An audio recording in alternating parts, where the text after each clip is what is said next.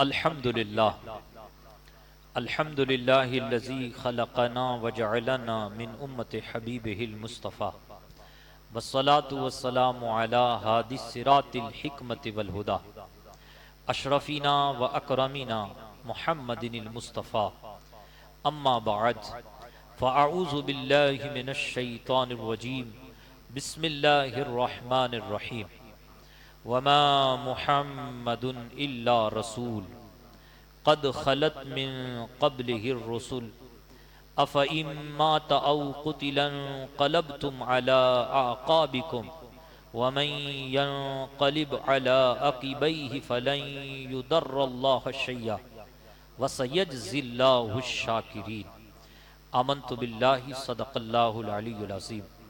تمام تعریفیں اللہ رب العالمین کے لیے ہیں کہ جس نے ہمیں اپنے حبیب کی امت میں بنایا، اور درود و سلام اس حبیب دو جہاں پر جو سب سے زیادہ شرف والے، سب سے زیادہ عزت والے، سب سے زیادہ عظمت والے ہیں۔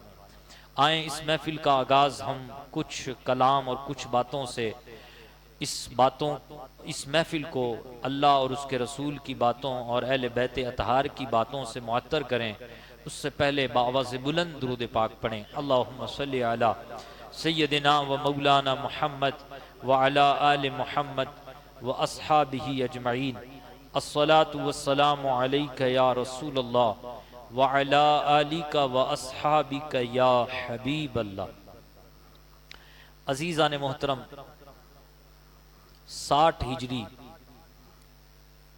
یہ وہ ہجری سن ہے کہ جب حضرت امیر معاویہ رضی اللہ تعالی عنہ کا انتقال ہو گیا۔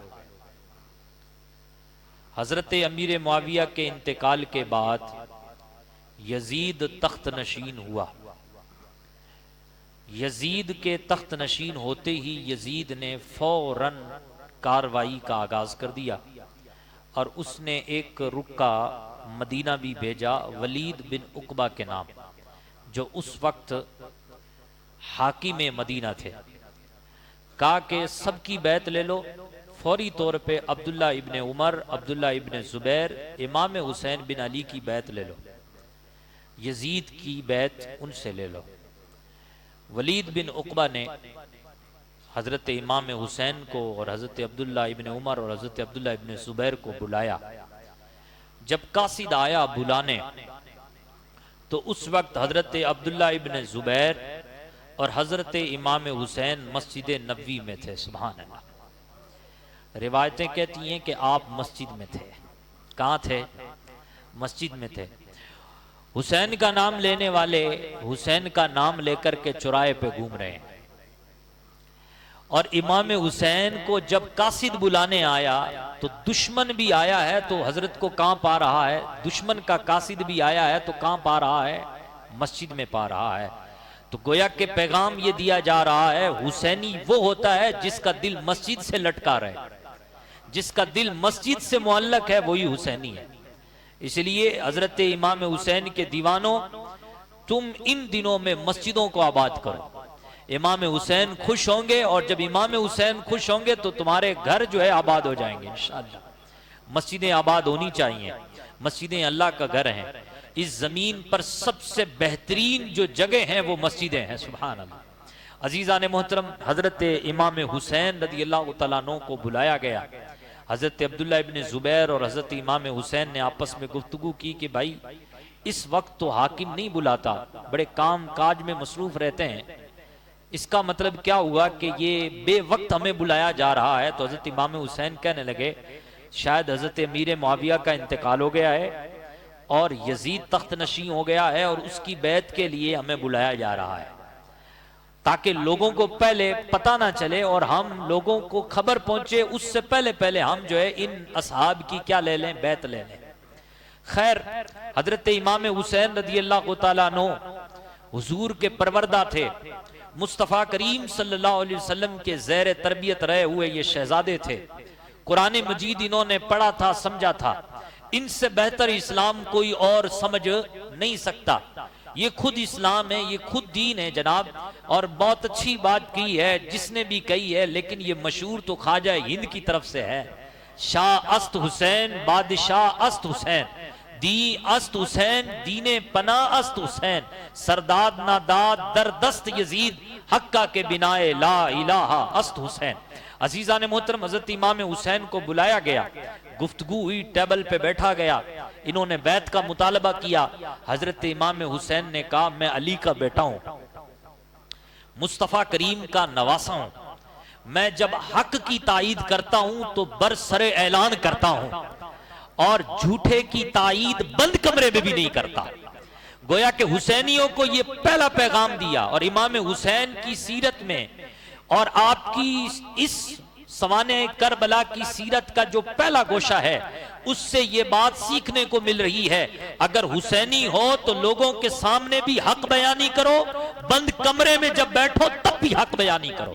تب بھی آپ نے یہی کہا تھا، دیکھ یزید پر ہم ویسے چھپ کے بیعت نہیں کریں گے، اگر بیعت کروانی ہے تو لوگوں کے سامنے آؤ، لوگوں کے سامنے ہم بتائیں گے کہ ہم بیعت کیوں نہیں کرتے، ہم سے یہ بیعت نہیں ہوگی۔ یہ کہہ کر کے آپ آگے بڑھے، اس وقت ساتھ میں مروان بھی بیٹھا ہوا تھا، اس نے کہا قتل کر دو ان کو۔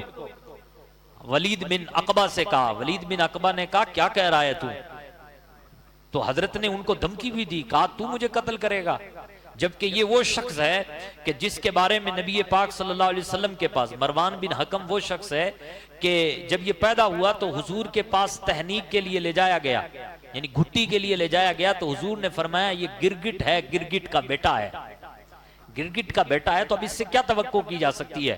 تو حضور حضرت امام حسین نے سامنے سے کہا کہ تو مجھے بیعت لے لے گا اور تو مجھے قتل کر دے گا، کیونکہ آپ نے ایسا انتظام کر رکھا تھا۔ اچھا کمال یہ یہاں پر یہ بھی، حسینی کون ہوتا ہے؟ حضرت امام حسین نے اس ملاقات سے پہلے اپنے چند نوجوان کو ایکٹیو کر دیا تھا۔ آپ نے فرمایا تھا کہ یہاں پر کھڑے ہو جانا، جب میری آواز بلند ہو تو اندر آ جانا۔ اس کا مطلب یہ کہ حسینیوں کو امام حسین نے یہ پیغام دے دیا کہ اگر تم حسینی ہو تو ظاہری طور پر بھی مضبوط بنو، اور ظاہری طور پر مضبوط بنتے ہوئے اپنی نظریاتی اعتبار سے بھی مضبوط بنو، اور حق بات کو بند کمرے میں بھی کہو اور برسر اعلان بھی کہو۔ تو دیکھو کمرے کے اندر بھی آپ نے حق بات کہی، آپ نے کہا بیعت نہیں ہوگی، اگر بیعت لینی ہے تو لوگوں کے سامنے آؤ، پھر ہم بات کریں گے کہ بیعت ہوگی تو کیوں ہوگی، نہیں ہوگی تو کیوں ہوگی۔ عزیزان محترم، جب آپ نے منع کر دیا تو پھر مدینے میں ایک کوہرام سا مچا، پھر آگے کیا ہوا آپ سب کو پتا ہے، لیکن ہم اس بات کو سننے سے پہلے کہ مدینہ میں آگے کیا ہوا، امام حسین نے کیا کاروائی کی۔ جب بیعت کا انکار کر دیا ولید بن عقبہ کے سامنے اور مروان بن حکم کے سامنے، تو آگے حضرت امام حسین نے کیا کیا، پھر اس کے بعد کے معاملات کیا ہوئے، اس کو ہم سنیں گے انشاءاللہ، لیکن اس سے پہلے 11 ہجری کی بات سننا بہت ضروری ہے۔ ماسٹر ہے کہ آپ اس 11 ہجری کی بات کو سنیں۔ اس کو سننے سے پہلے آپ درود پاک پڑھیں باوز بلند، اللہم صلی علی سیدنا و مولانا محمد وعلی آل محمد و اصحابہ اجمعین۔ بہت ساری چیزیں ایسی ہیں کہ انشاءاللہ عز و جل ہم اگر منہج اہل سنت والجماعت پر کریں گے تو انشاءاللہ ہماری نسلوں کو فائدہ ہوگا۔ اگر ہم صرف کربلا کی داستان ہی بیان کر کے آگے بڑھ جائیں تو پھر اس سے ہماری نسلوں کو کم فائدہ ہوگا، رافضیت کو زیادہ فائدہ ہوگا۔ اس لیے ہم اس کو یہاں روک کر کے 11 ہجری کی بات کر رہے ہیں تاکہ آپ اس کے رابطے کو مضبوطی کے ساتھ رکھیں۔ اگر آپ نے اس کو نہیں سنا، صرف اس کو ہی سنا، میں اس کے بینیفٹ بتا رہا ہوں، اگر آپ نے صرف اس کو ہی سنا، اگر آپ یہ کہتے کہ یار یہ امام صاحب غلط کر رہے ہیں، وہاں جا رہے ہیں، یہاں ہی رہنا چاہیے تھا اور یہیں سے آگے بڑھنا چاہیے تھا، اگر آپ ایسا سوچتے ہیں تو دیکھیں، اگر آپ نے صرف اسی کو سنا تو ایک وقت ایسا آئے گا کہ آپ کی نسلیں یہ کہیں گی کہ مولا علی افضل ہیں، افضل ہیں۔ جی ہاں افضل تو ہیں، لیکن کس سے افضل ہیں یہ بھی تو بتاؤ، تو وہ کہیں گے تمام صحابہ، تمام نبیوں سے افضل ہیں، معاذ اللہ۔ یعنی یہ آپ اور ہم یہ چاہتے ہیں کہ کوئی ہماری آنے والی نسل یہ بات کہے، ہم نہیں چاہتے۔ ہم یہ چاہتے ہیں کہ لوگ یہی کہیں کہ تمام انسانوں اور جناتوں میں سب سے افضل جو گروہ ہے وہ انبیاء کا گروہ ہے، اور انبیاء کے بعد سب سے افضل جس ہستی اور شخصیت کا نام ہے اس کا نام ابو بکر صدیق ہے، اور پھر اس کے بعد حضرت عمر ہے، پھر اس کے بعد حضرت عثمان ہے، اور پھر اس کے بعد مولا علی شیر خدا ہے۔ تو ہم اسی منہج اہل سنت والجماعت کو مد نظر رکھتے ہوئے آپ کے سامنے یہ باتیں کرنے جا رہے ہیں۔ 11 ہجری کی یہ بات سنیے، مصطفیٰ کریم صلی اللہ علیہ وسلم کی یہ بات ہے۔ جی جناب، وہ نبی جو رؤوف بن کے آئے تھے، وہ نبی جو رحیم بن کے آئے تھے، وہ نبی جو رحمت للعالمین بن کے آئے اور ابھی بھی رحمت للعالمین ہیں، وہ مصطفیٰ کریم صلی اللہ علیہ وسلم اس فرش گیتی پر، اس فانی دنیا میں جس مقصد کے تحت تشریف لائے تھے وہ مقصد پورا فرما چکے تھے، اور اس مقصد کی خوشخبری اللہ پاک نے یوں کہہ دی، الیوم اکملت لکم دینکم، کہ آج کا وہ دن ہے کہ تمہارے لیے تمہارا دین مکمل کر دیا گیا۔ مصطفیٰ کریم صلی اللہ علیہ وسلم نے، حضور کو یہ پتا تھا کہ اب دین مکمل ہو گیا، اور حضور نے خطبہ الوداع کے موقع پہ، آپ نے حجۃ الوداع کے موقع پہ آپ نے یہ بھی ارشاد فرمایا تھا کہ میرا یہ آخری حج ہوگا تمہارے ساتھ۔ یہ حضور کا ارشاد، اس سے پتہ یہ چلا کہ حضور کو سب پتا تھا کہ یہ میرا آخری مرحلہ ہے میری صحابہ کے ساتھ اور میرے لوگوں کے ساتھ۔ عزیزان محترم، پھر وہ دور آیا کہ مصطفیٰ کریم صلی اللہ تعالیٰ علیہ وسلم نے 8 سال کے بعد میدان احد تشریف لے گئے، اور جہاں احد میدان میں شہداء کی قبریں موجود تھی وہاں آپ نے نماز جنازہ پڑھی۔ یہ بھی عجیب ایک تاریخ کی رقم ہے، آپ نے اور ہم نے تو کبھی قبروں پہ جا کر جنازہ نہیں پڑھا نا، لیکن یہ حضور کا خاصہ ہے یا شہداء احد کا خاصہ ہے کہ حضور نے 8 سال کے بعد جا کر کے اور شہداء احد کی قبروں پر جا کر کے نماز جنازہ پڑھی۔ یہ کمال شہداء احد کا ہے یا حضور کا خاصہ ہے کہ حضور نے ان پر نماز پڑھی۔ حضرت مولانا جلال الدین رحمت اللہ علیہ فرماتے ہیں یہ صرف اور صرف شہداء احد کے لیے نماز نہیں تھی، بلکہ یہ ان سے سلامی تھی کہ اب میں اس دنیا سے جا رہا ہوں، یعنی گویا کہ جو انتقال کر چکے ان کو بھی بتایا جا رہا ہے کہ میں اب اس دار فانی سے جا رہا ہوں۔ مصطفیٰ کریم صلی اللہ تعالیٰ علیہ وآلہ وسلم جب 11 ہجری کا سال شروع ہوا تو حضور پر علالت کے اثرات، بیماری کے اثرات نمایاں ہونے لگے۔ روایتوں میں آتا ہے کہ 22 صفر المظفر یہ وہ تاریخ تھی کہ جس میں آپ علیل ہوئے، اور آپ کی علت کو بیان کرتے ہوئے حدیثوں میں آتا ہے کہ ایک بار رسول اعظم صلی اللہ تعالیٰ علیہ وآلہ وسلم کا سر میں درد تھا، اور اسی درد سے آپ کی یہ علالت، یہ بیماری کا آغاز ہوا تھا۔ مصطفیٰ کریم صلی اللہ علیہ وسلم نے اپنا کپڑا باندھ لیا، حضور نے یہاں سر پر کپڑا باندھ لیا اور کپڑا باندھ کر مسجد نبوی میں تشریف لائے۔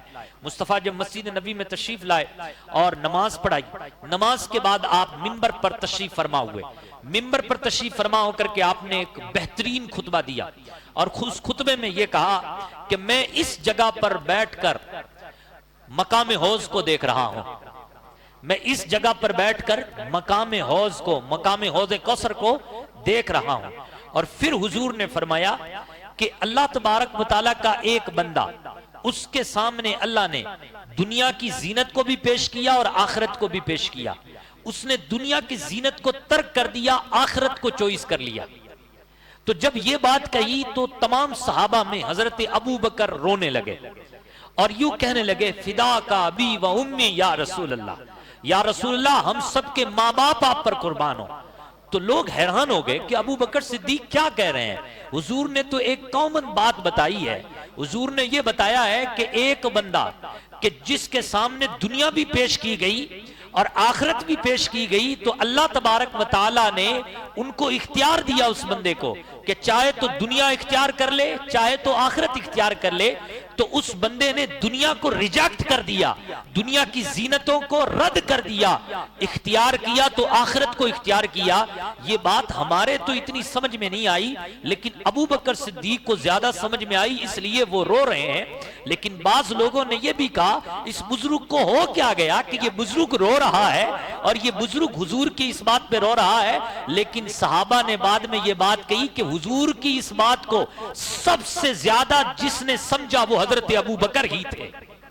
حضرت ابو بکر سمجھ گئے کہ حضور اپنی بات کہہ رہے ہیں کہ اللہ نے میرے سامنے دنیا کو بھی پیش کر دیا، آخرت کو بھی پیش کر دیا، اور مجھے اختیار دیا کہ اے محمد عربی آپ مختار ہیں، چاہے تو دنیا اختیار کر لیں چاہے تو آخرت اختیار کر لیں۔ لیکن مصطفیٰ کریم نے کیا اختیار کیا؟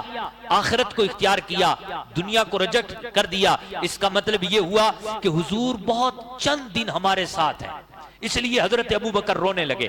عزیزان محترم، اور بھی بہت ساری اس حوالے سے باتیں کہ حضرت پیارے آقا رسول پاک صلی اللہ تعالی علیہ وآلہ وسلم جب اس مرض میں مبتلا ہوئے، اس بیماری نے آپ سے شرف حاصل کیا، تو اس وقت رسول پاک صلی اللہ تعالی علیہ وآلہ وسلم جب مسجد میں تشریف لے جاتے تو آپ اکثر و بیشتر کچھ افاقہ بھی ہوتا، اور آپ صلی اللہ علیہ وسلم نے ایک بار تو یوں بھی فرمایا حضرت بلال سے، جیسے کہ علامہ شاہ عبد الحق محدث دہلوی نے لکھا کہ بلال جاؤ، جا کر کے اعلان کر دو گلی کوچوں میں کہ میں آج آخری وصیت کرنے والا ہوں۔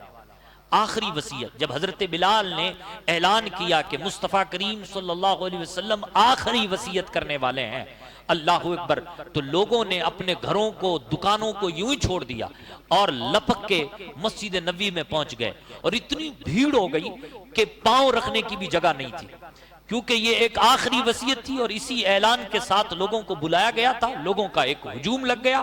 مصطفیٰ کریم صلی اللہ علیہ وسلم نے بڑا ہی پیارا خطبہ ارشاد فرمایا، احکام شرع بیان فرمائے، اور احکام شرع کے ساتھ وہ احکامات بیان فرمائے جو اس وقت کی ضرورت تھی۔ مصطفیٰ کریم نے آخر میں فرمایا، اے لوگوں، میں اب تم سے پہلے جانے والا ہوں، اے لوگوں، میں اب تم سے اس دنیا سے پہلے جانے والا ہوں، اور سنو، میں تم سب پر گواہ ہوں کہ تم سب نے اسلام کو تسلیم کر لیا ہے۔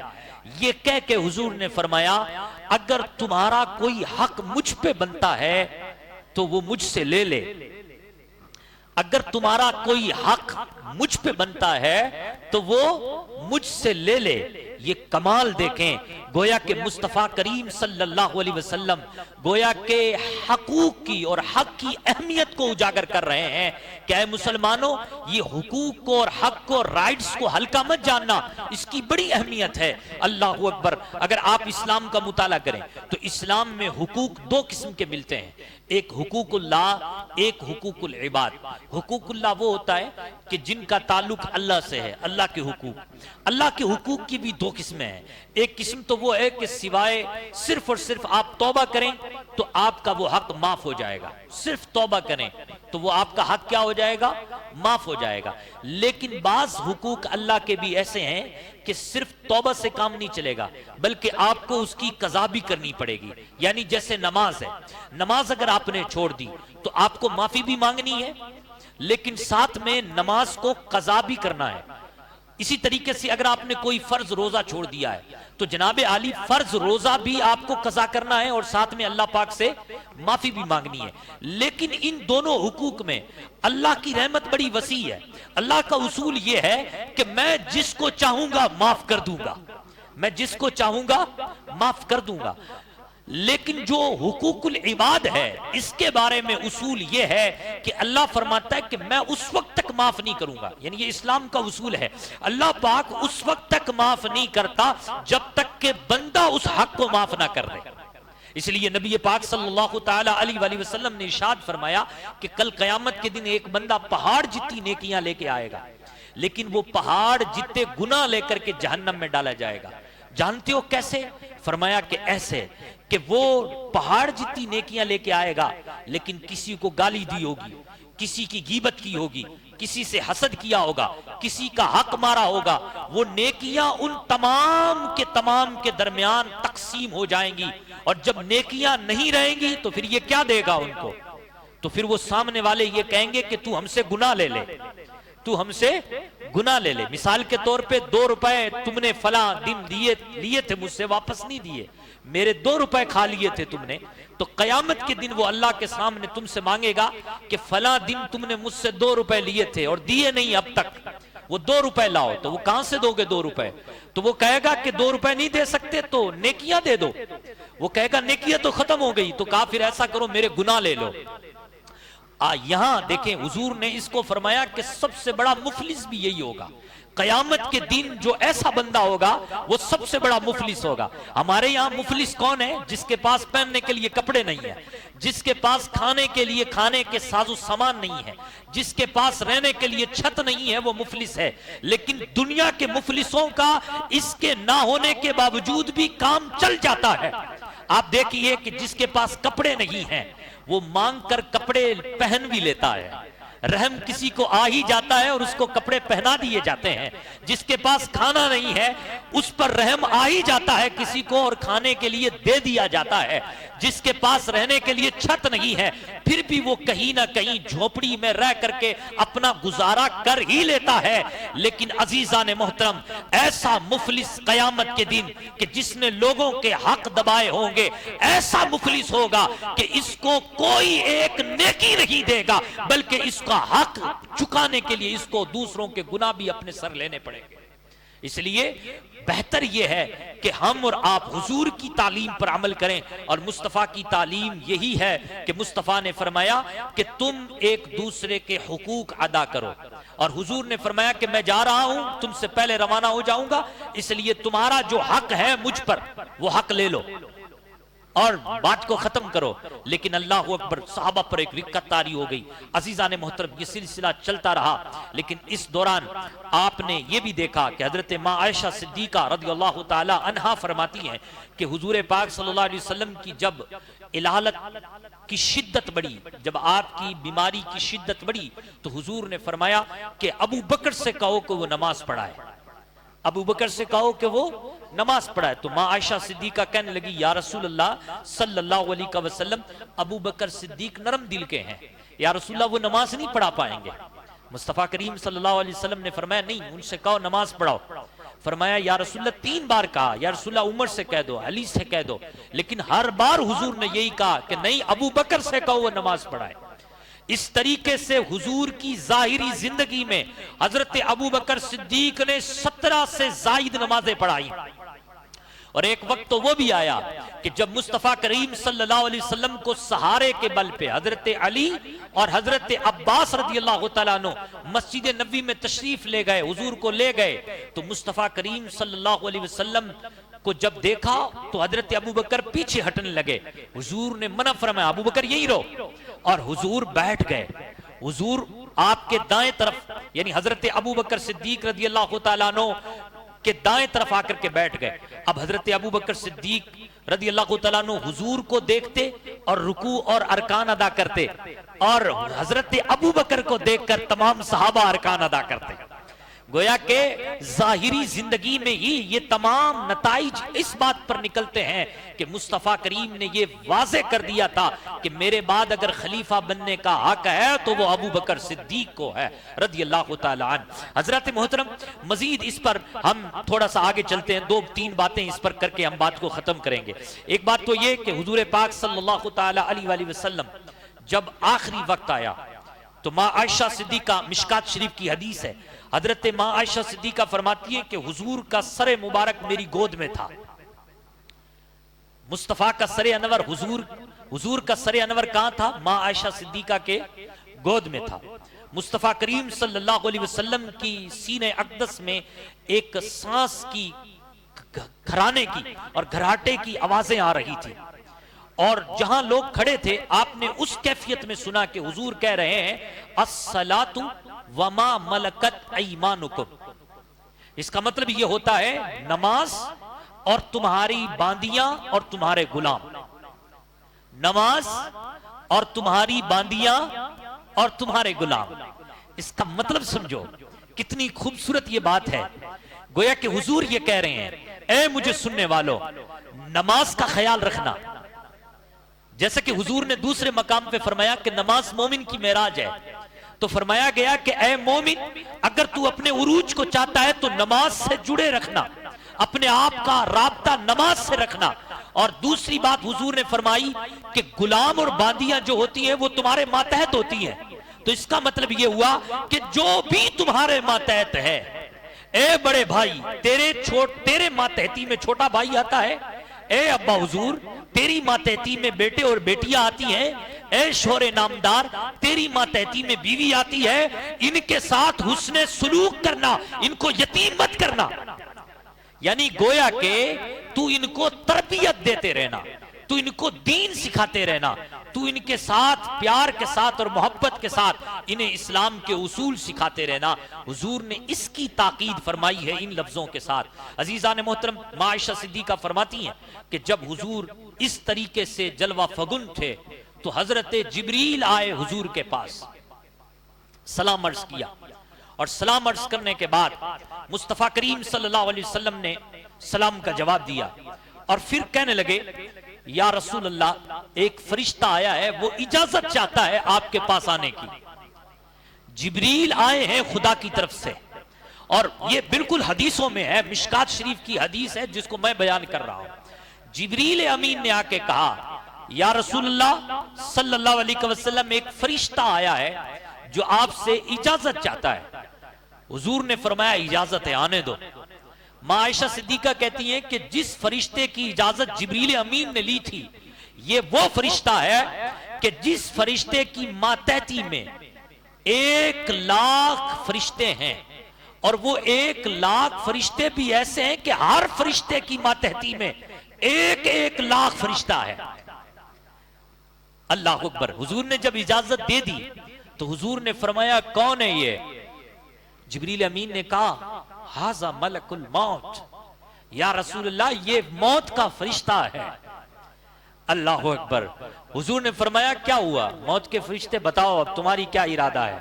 تو حضرت ملک الموت کہنے لگے یا رسول اللہ صلی اللہ علیہ وسلم اگر آپ کی اجازت ہو، کمال دیکھیں، خدا عز و جل کا پیار دیکھیں، اور فرشتوں میں تعظیم مصطفیٰ دیکھیں کہ کس قدر عروج پر ہے۔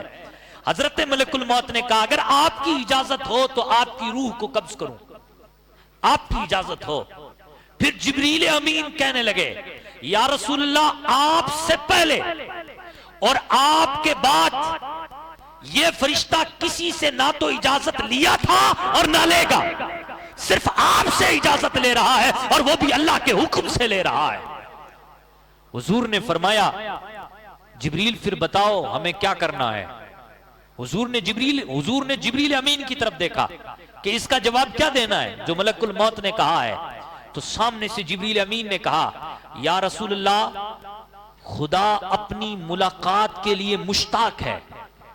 الفاظ دیکھیں اس حدیث پاک کے اور سرور حاصل کریں کہ یہ حدیث پاک کے الفاظ کتنے خوبصورت ہیں، سبحان اللہ۔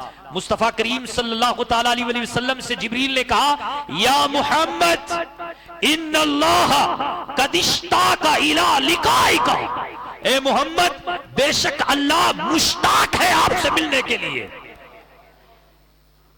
اے محمد ان اللہ، بے شک اللہ جو رب العالمین ہے، رب اپنا تعارف کرواتا ہے اللہ الصمد، اللہ بے نیاز ہے، اللہ بے نیاز ہے، اس کے جیسا کوئی نہیں، اس کو کسی کی حاجت نہیں۔ جبریل امین کہتے ہیں یا محمد ان اللہ قد اشتاق الی لقائک، بے شک اللہ مشتاق ہے تیری ملاقات کا، آپ کی ملاقات کا مشتاق ہے رب۔ اللہ اکبر۔ جب یہ بات کہی فقال النبی صلی اللہ علیہ وسلم لملک الموت، تب ہمارے پیارے آقا نبی دو جہاں صلی اللہ علیہ وسلم نے فرمایا امدی لما امرت بہ، کر گزر وہ جس کا تجھے حکم دیا گیا ہے، کر گزر وہ جس کا تجھے حکم دیا گیا ہے۔ اس کے بعد یہ عظیم نبی محمد عربی صلی اللہ علیہ وسلم آپ کے جسم سے روح کو جدا کر دیا گیا۔ اللہ اکبر، اللہ اکبر۔ عزیزان محترم، قرآن کا اصول ہے کل نفس ذائقۃ الموت، ہر نفس کو موت کا مزہ چکھنا ہے۔ صحابہ پر سناٹا چھا گیا، صحابہ میں کوئی ماننے کو تیار نہیں کہ حضور کا وصال ہو گیا۔ حضرت عمر تو کہنے لگے اب اگر کسی نے کہا کہ حضور کا وصال ہو گیا تو اس کی گردن اڑا دوں گا۔ سب حیران ہو گئے۔ اللہ اکبر۔ اس وقت حضرت ابوبکر صدیق اپنے روم میں تشریف فرما تھے، آپ نے بھی روتے ہوئے کہا واہ محمدہ، واہ محمدہ۔ خدا کا خصوصی فضل اس دن حضرت ابوبکر پہ ہوا۔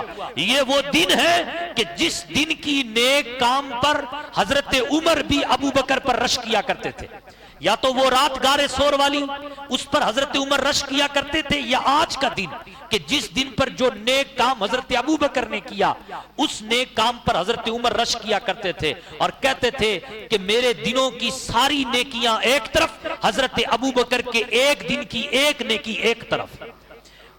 یہ حضرت عمر ابن خطاب کہا کرتے تھے، حضرت ابو بکر صدیق رضی اللہ تعالیٰ عنہ نے واہ محمدہ کہا اور کہہ کر کے آگے بڑھے اور سیدھا حجرہ عائشہ صدیقہ رضی اللہ تعالیٰ عنہا میں تشریف لے گئے اور جا کر کے حضور کے پیشانی کو بوسہ دیا، اور بوسہ دینے کے بعد آپ مسجد نبوی میں آئے، دیکھا کہ تو صحابہ پر ایک سناٹا چھایا ہوا ہے، کوئی کدھر ہے تو کوئی کدھر ہے۔ حضرت عمر بھی اپنی مستی میں مست ہیں۔ حضرت عمر سے حضرت ابو بکر نے کہا آئیے آگے اور بیٹھ جائیے، حضرت عمر نے انکار کر دیا، اب نہیں بیٹھتا میں۔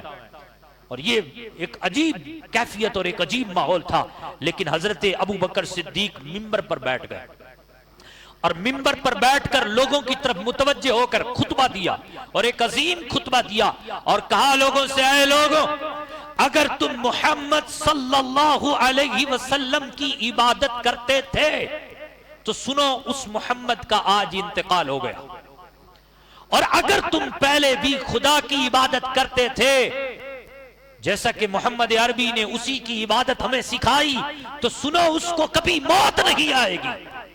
یہ بات کہنے کے بعد آپ نے قرآن کی یہی آیت پڑھی جس کو ہم نے خطبے میں پڑھا تھا، وَمَا مُحَمَّدٌ إِلَّا رَسُولٌ، محمد تو رسول ہے صلی اللہ علیہ وسلم، یہ پیارے محمد تو اللہ کے رسول ہیں، قَدْ خَلَتْ مِن قَبْلِهِ الرُّسُلُ، بے شک ان سے پہلے بھی بہت سارے رسول تشریف لائے۔ اے لوگوں سنو، بے شک ان سے پہلے بھی بہت سارے رسول تشریف لائے۔ أَفَإِن مَّاتَ أَوْ قُتِلَ انقلبتم عَلَىٰ أَعْقَابِكُمْ، اور اگر محمد انتقال کر جائیں یا شہید کر دیے جائیں تو اے محمد کے ماننے والوں، کیا تم الٹے پاؤں پلٹ جاؤ گے؟ کیا تم الٹے پاؤں پلٹ جاؤ گے؟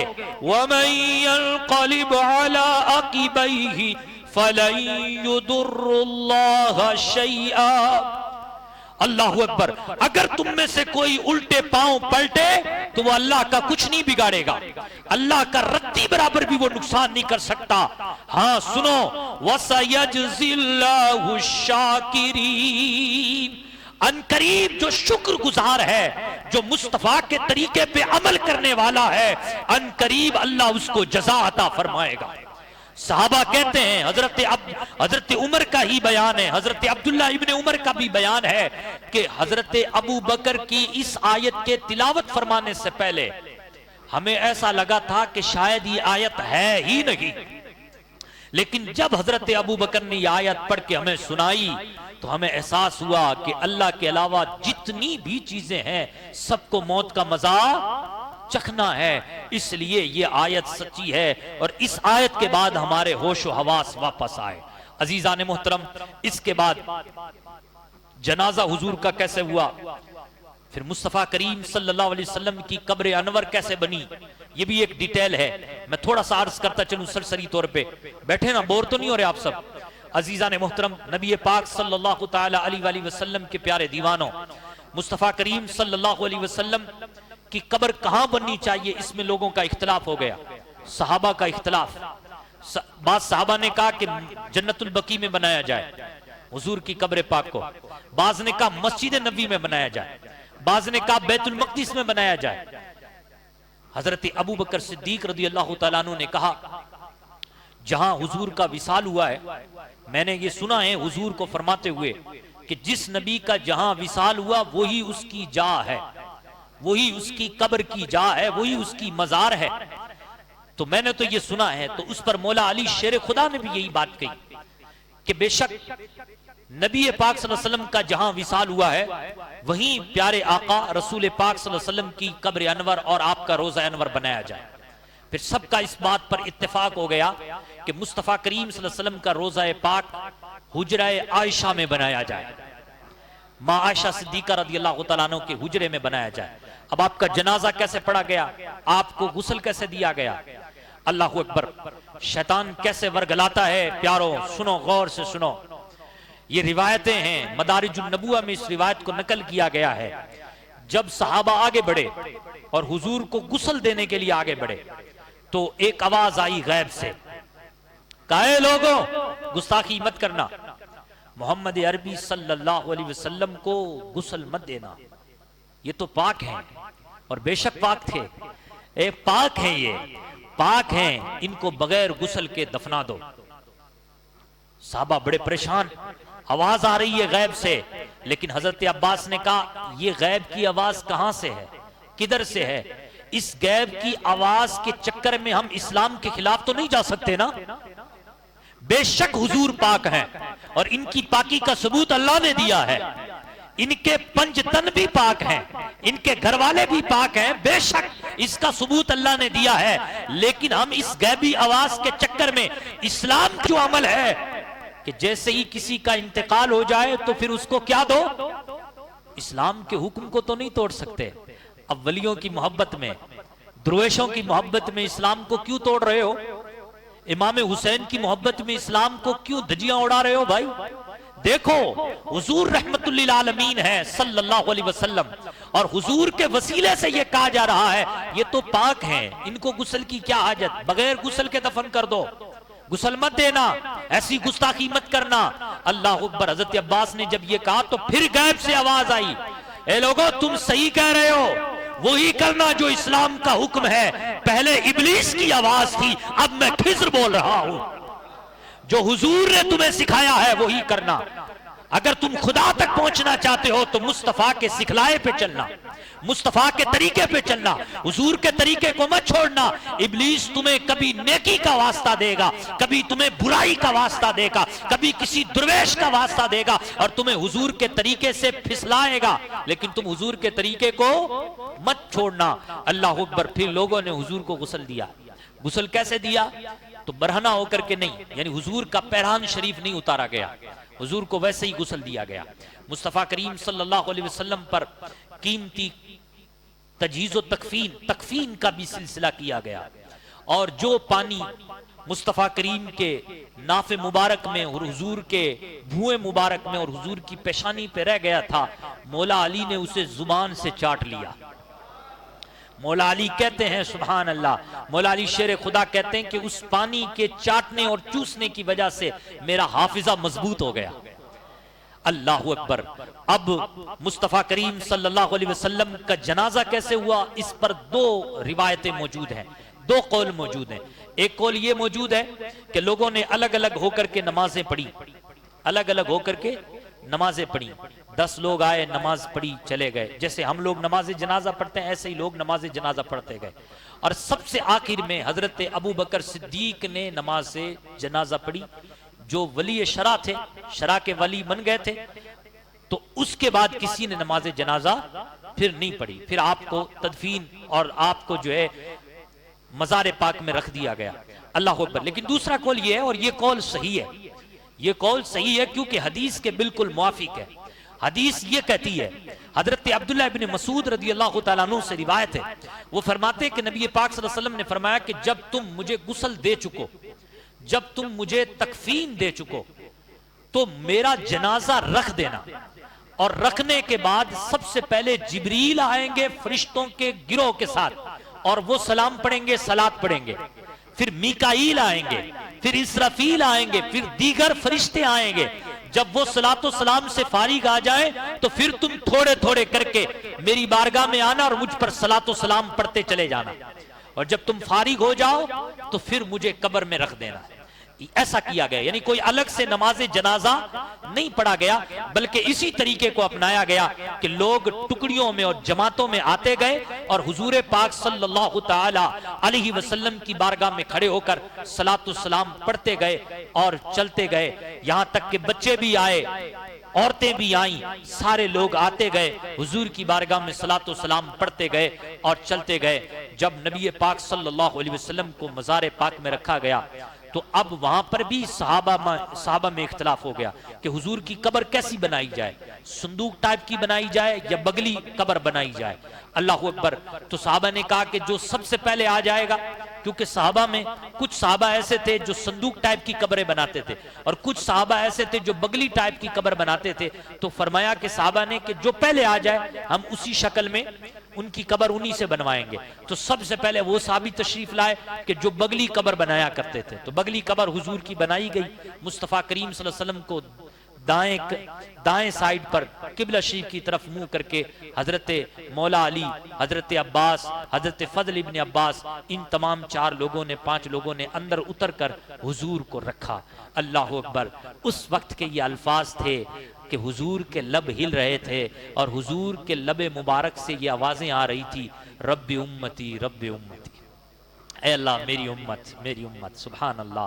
ایک آخری موقع پر بھی حضور نے ہمیں یاد رکھا ہے، لیکن یہ ہمیں سوچنا چاہیے کہ اللہ اکبر کہ ہم مصطفیٰ کی سنتوں کا کتنا خاص اور لحاظ رکھتے ہیں۔ عزیزان محترم، اب یہاں پر ایک بات سنیے اور پھر انشاءاللہ ہم بات کو ختم کریں گے اور پھر کل سلسلے میں انشاءاللہ ملیں گے۔ یہاں پر یہ بات ہے کہ مصطفیٰ کریم صلی اللہ تعالی علیہ وآلہ وسلم پر موت آئی، بے شک آئی، اور سب کو آنا ہے۔ اللہ کے علاوہ جتنی مخلوق ہے سب پر موت طاری ہوگی، موت کا مزہ چکھنا ہے، لیکن نبی پاک پر یہ جو موت آئی نا، یہ صرف وقتی طور پر تھی، وقتی طور پر تھی، ایک لمحے کے لیے موت تھی۔ جیسے ہی حضور پاک کو قبر انور میں رکھ دیا گیا، حضور کی وہی ظاہری زندگی لوٹ کر واپس آ گئی، روحانی زندگی نہیں۔ روحانی زندگی تو شہیدوں کے پاس بھی ہے، یہ اس بات پر اتفاق ہے۔ لوگ کہتے ہیں وَلَا تَقُولُوا لِمَنْ يُقْتَلُ فِي سَبِيلِ اللَّهِ أَمْوَاتٌ بَلْ أَحْيَاءٌ وَلَكِنْ لَا تَشْعُرُونَ۔ لوگ کہتے ہیں جو اللہ کی راہ میں مارے جائے، قرآن کہہ رہا ہے وہ انہیں مردہ مت کہو، وہ زندہ ہیں، ان کی زندگی کا تمہیں شعور نہیں ہے۔ تو وہ کہتے ہیں کہ ہم بھی یہ کہتے ہیں کہ شہید زندہ ہیں، ہم بھی یہ کہتے ہیں کہ شہید زندہ ہے، لیکن شہید روحانی طور پہ زندہ ہے۔ تم نبی پاک صلی اللہ علیہ وسلم کو بھی روحانی طور پہ زندہ مانگو، بات مانی جائے گی۔ ہم کہتے ہیں کہ جی جناب شہید روحانی طور پہ زندہ ہے، ہم بھی تسلیم کرتے ہیں، لیکن انبیاء کرام یہ صرف روحانی طور پہ نہیں، جسمانی طور پہ بھی زندہ ہے، جسمانی طور پہ بھی زندہ ہے۔ وہ سامنے سے دلیل دیتے ہیں کہ صرف روحانی طور پہ زندہ ہے۔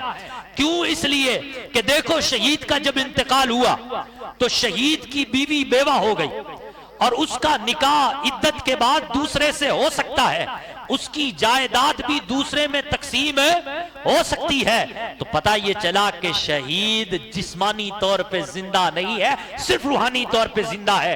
ہم نے کب کہا کہ شہید بھی جسمانی طور پہ زندہ ہے؟ ہم بھی یہ کہتے ہیں کہ شہید کی زندگی کا ہمیں شعور نہیں، لیکن ہمیں نبی کی زندگی سے لینا دینا ہے۔ ہم نے نبی کی زندگی جو مانی ہے وہ اس حدیث سے مانی ہے کہ مصطفیٰ کریم فرماتے ہیں ان اللہ حرم علی الارض ان تاکل اجساد الانبیاء فنبی اللہ حی ویرزق بہ، بے شک اللہ نے انبیاء پر، انبیاء کے جسموں کو زمین پر حرام کر دیا ہے۔ بے شک اللہ کے انبیاء زندہ ہے، زندہ ہے، اور زندگی کے ساتھ ساتھ انہیں رزق دیا جاتا ہے۔ ہم نے اس حدیث سے یہ مانا ہے کہ مصطفیٰ اور تمام انبیاء صرف روحانی طور پہ زندہ نہیں ہے بلکہ جسمانی طور پہ بھی زندہ ہے۔ اب تم لاؤ یہ دلیل، ابھی تم یہ بتاؤ وہ کون سا نبی ہے کہ جس نبی کے انتقال کے بعد ان کی بیوی نے دوسرا نکاح کیا ہو؟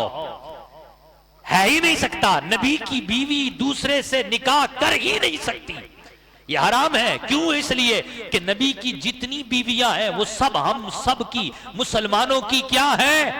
ماں ہے۔ اللہ اکبر۔ تو نبی کی بیویاں دوسروں سے نکاح ہو ہی نہیں سکتا۔ کیوں؟ اس لیے کہ نبی کی جو زندگی ہے وہ جسمانی ہے۔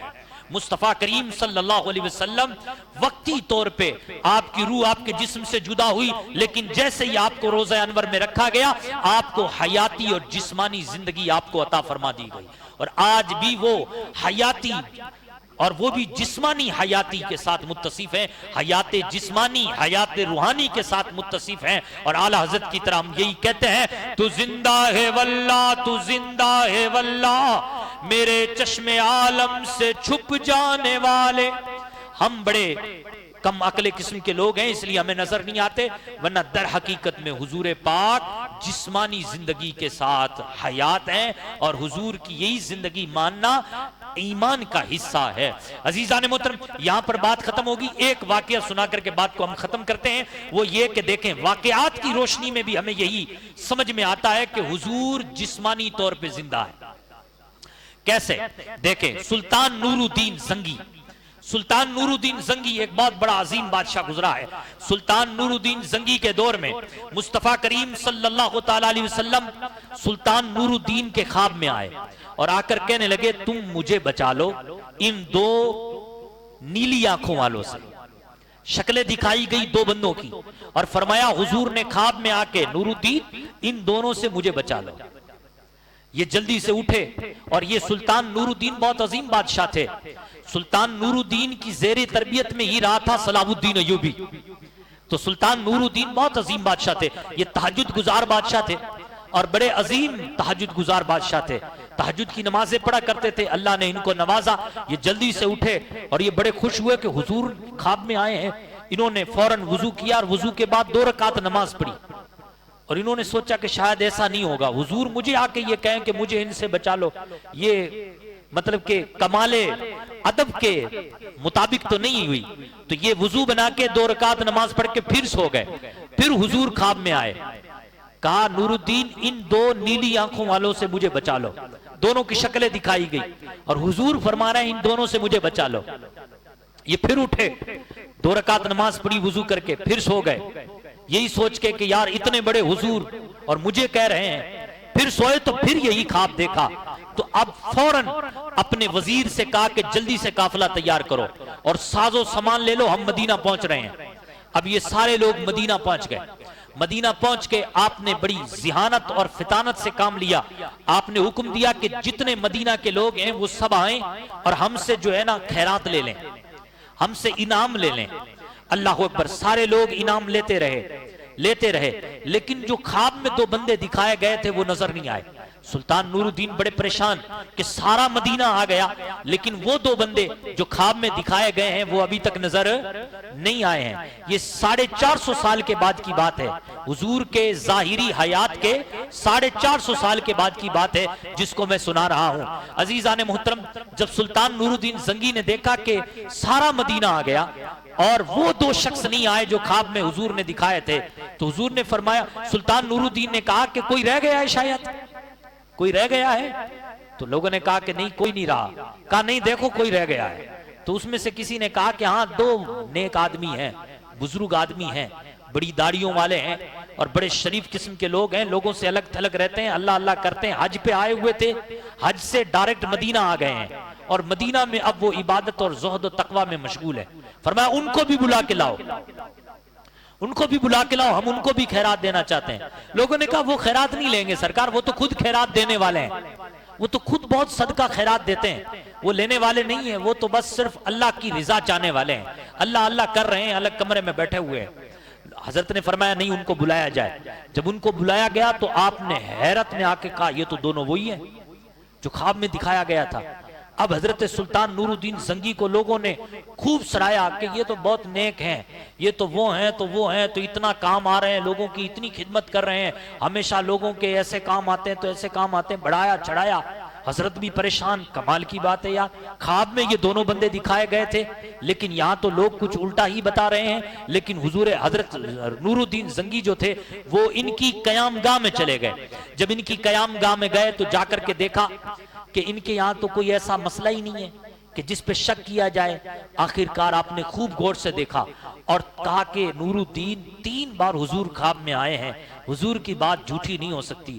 دیوار کو چیک کیا، چپے چپے کو چیک کیا، ان کا مصلی رکھا ہوا تھا اس کو اٹھایا تو وہ چٹائی پہ بچھا ہوا تھا۔ اچھا چٹائی کو اٹھایا تو دیکھا کہ وہ ایک جناب پتھر پہ رکھی ہوئی ہے، پتھر کو اٹھایا تو دیکھا کہ او ہو اس میں تو سرنگ ہے بہت بڑی، اور جب اس سرنگ کا پتہ کیا گیا تو وہ سیدھا حضور کے روزے تک پہنچتی تھی۔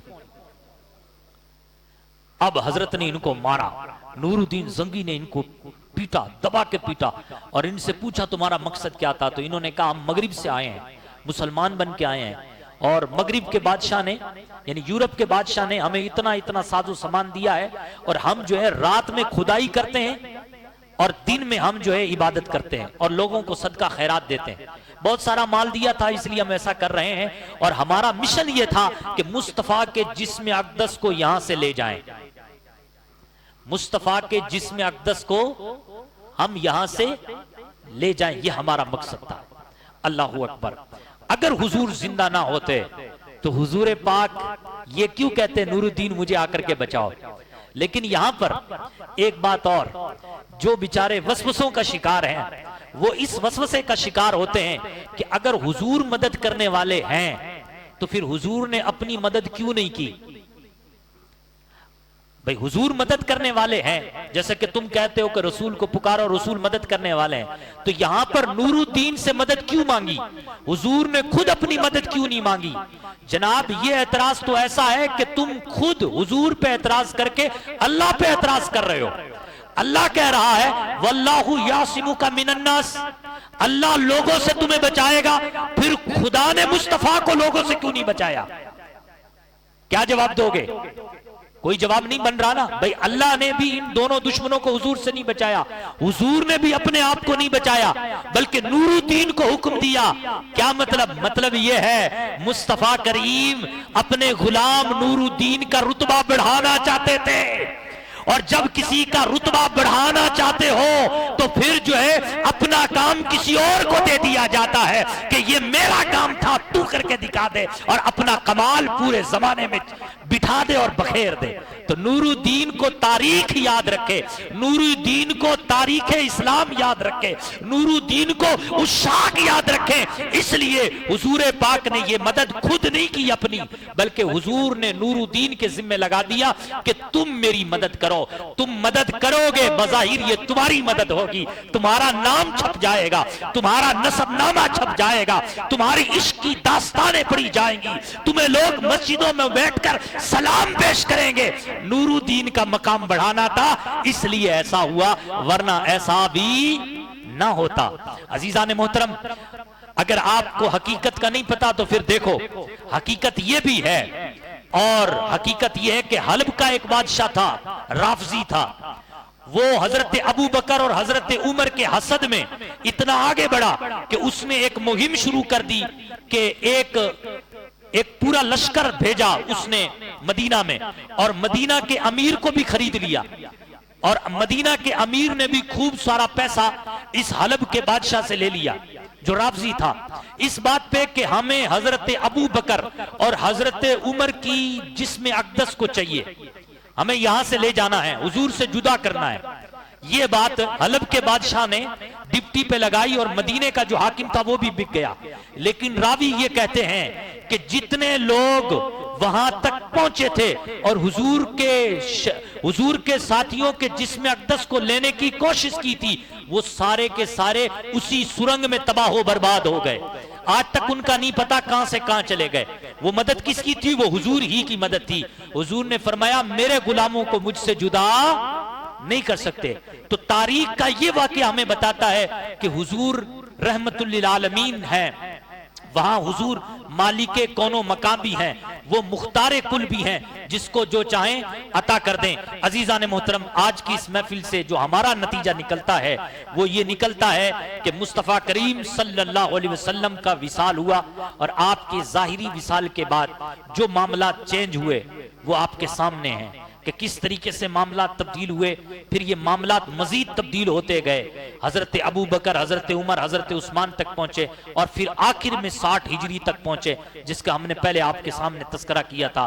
تو یہ معاملات اگر آپ پیش نظر رکھیں گے تو انشاءاللہ بعد میں آنے والی گفتگو آپ کے سمجھ میں آتی چلی جائے گی. اللہ کریم سے دعا ہے اللہ کریم اپنے کرم سے ہم سب کو ان باتوں پر عمل کرنے کی توفیق عطا فرمائے. آج کافی دیر ہو گئی، اس کے لیے معذرت چاہتے ہیں. اللہ کریم سے دعا ہے اللہ کریم ہم سب کا اٹھنا بیٹھنا اپنی بارگاہ میں قبول و مقبول فرمائے. اللہم ربنا تقبل منا انکا انت السمیع العلیم. اللہم ربنا رب اشرح لی صدری ویسر لی امری واحلل عقدۃ من لسانی یفقہوا قولی. اے مولا پاک اپنے کرم سے، رب رحمان اپنے کرم سے، اپنی رحمت سے